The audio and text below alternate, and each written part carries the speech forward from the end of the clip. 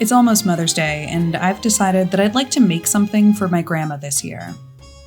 Tulips are her favorite flower, so I'm going to make a sculpture for her with 4 tulips. One for her, one for my mom, one for me, and one for my little sister. I'm cutting it a little close to the deadline with this one, which isn't unusual, but don't worry, I've got a plan.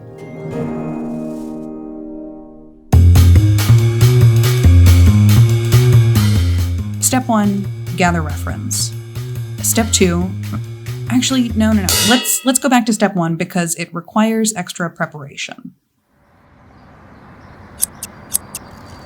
I am not a tulip expert, but I do know a couple of important things about them. Tulips are weird in that they keep growing after they're cut. Not all flowers do that. The other thing I know is that they can be very droopy if you don't treat them right. Remove the rubber band, but not the plastic or the paper. Using a sharp knife, not scissors, cut the ends off the tulips. Not too much. The width of your pinky should work as a reference. Why can't you use scissors? Because your scissors probably aren't sharp enough. Dull scissor blades can crush the important vessels that transport water up the stem and to the petals. But if you have special flower scissors, please use those. I don't, so a sharp knife will do.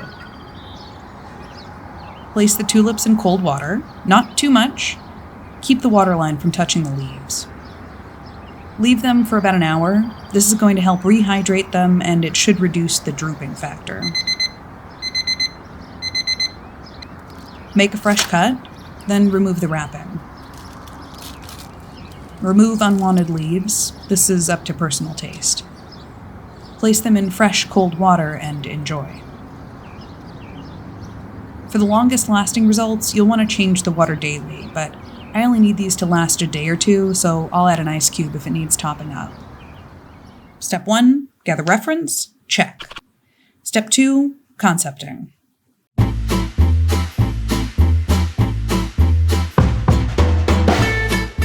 Some things I'll be considering during this concept phase. Do I want the tulips to be a single piece, or do I want to work with individual petals? Should the 4 tulips be in different stages of bloom, or is that a little creepy? Maybe 4 classic tulips is the way to go. Then the arrangement options, separate or intertwined, twisting or straight. And the big question, colors. There is a lot of variety in tulips. Do I go with something traditional? Maybe something more exotic? Or maybe we ignore the realistic route altogether? Maybe we do something different. Maybe they have faces like those Alice in Wonderland flowers. Maybe they're covered in polka dots, Kusama style. But ultimately, this is for my grandma. So I'm picking color palettes from 4 tulips that I think she'll enjoy. The classy and classic French tulip. The cheekily named Blue Diamond tulip. It's actually purple. The Beauty Queen tulip. And finally, the unignorable Rembrandt tulip. And now we're ready for step 3, sculpting.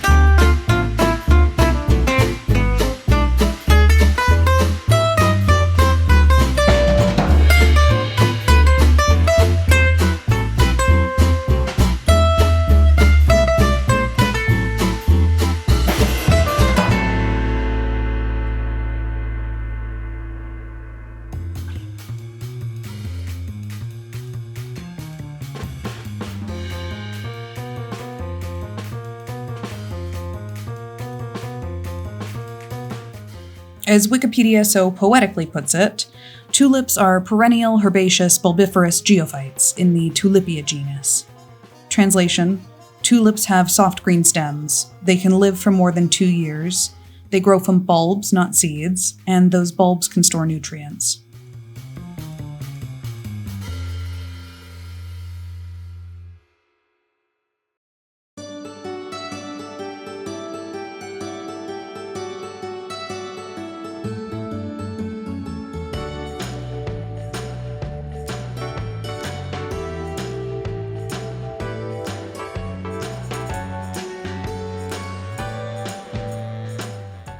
Tulips, like most flowers, have multiple meanings depending on what context they're in.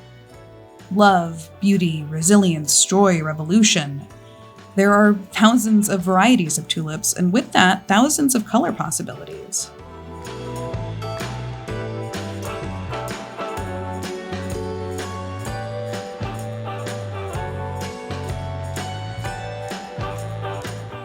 The generally accepted meaning of tulip colors: red for love, pink for congratulations, yellow for cheer, orange for appreciation, purple for elegance, and white for condolences.